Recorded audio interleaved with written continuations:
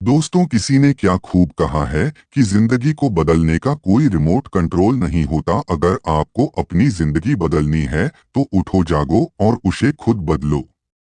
नमस्कार दोस्तों, true inspiration YouTube channel में आपका दिल से स्वागत है।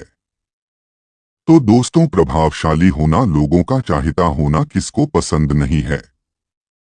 लोग हमें पसंद करते हैं तो इसके कई सारे फायदे भी हैं, जैसे कि आप कभी अकेले नहीं होंगे, आपके किसी काम में हाथ बटाने के लिए और आपसे प्यार करने वाले लोग आपके साथ होते हैं, या जैसे आपके लिए लोगों की रजामंदी पाना या उनका समर्थन पाना आसान हो जाता है आपके साथ कोई काम करने में। लेकिन प्रभावशाली होना कोई आसान चीज नहीं है। इसीलिए इस वीडियो में हम बात करेंगे उस कहानी के बारे में जिन्हें अपनाकर कोई भी साधारण से साधारण व्यक्ति भी एक प्रभावशाली व्यक्ति बन सकता है और आपके आसपास के लोग आपसे प्रभावित होते रहेंगे। आप जहां भी जाएंगे लोग आपके तरफ खींचे चले आएंगे। तो चलिए आज की कहानी शुरू करते हैं। बहुत समय पहले की बात है। एक छोटे से गांव में एक किसान रहता था। उसका नाम मोहन था। मोहन बहुत ही मेहनती और ईमानदार व्यक्ति था, लेकिन उसके पास बहुत ज्यादा धन दौलत नहीं थी। उसने अपने जीवन में हमेशा ईमानदारी और परिश्रम को महत्व दिया था। गांव के पास ही एक पहाड़ी थी जिस पर एक साधु महात्मा रहते थे। साधु महात्मा को उनके ज्ञान और बुद्धिमानी के लिए दूर दूर तक जाना जाता था। एक दिन मोहन ने तय किया कि वह साधु महात्मा के पास जाकर उनसे कुछ सीख लेगा जिससे उसका जीवन बेहतर बन सके। मोहन साधु महात्मा के पास गया और उनसे कहा, महात्मा जी, मुझे बताइए कि मैं अपने जीवन को कैसे बेहतर बना सकता हूँ। मैं बहुत मेहनत करता हूँ लेकिन फिर भी मुझे सफलता नहीं मिलती। साधु महात्मा ने मुस्कुराते हुए मोहन से कहा, पुत्र, मेहनत के साथ साथ तुम्हें बुद्धिमानी की भी जरूरत है।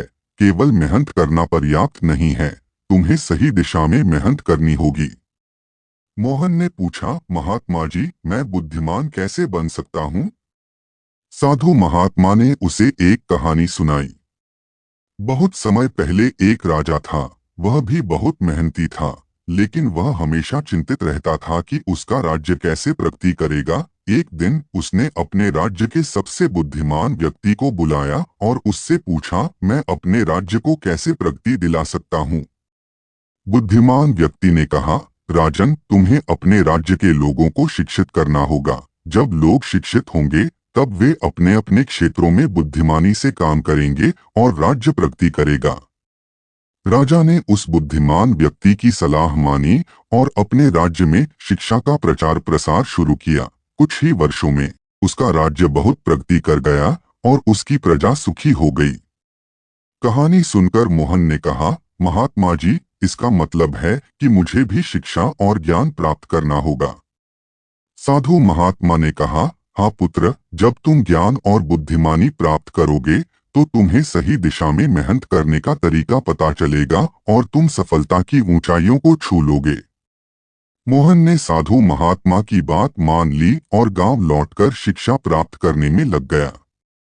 उसने न केवल खेती की नई नई तकनीकों को सीखा, बल्कि व्यापार और प्रबंधन के गुर भी सीखे। धीरे धीरे उसकी मेहनत और बुद्धिमानी रंग लाने लगी और वह अपने गांव का सबसे सफल किसान बन गया।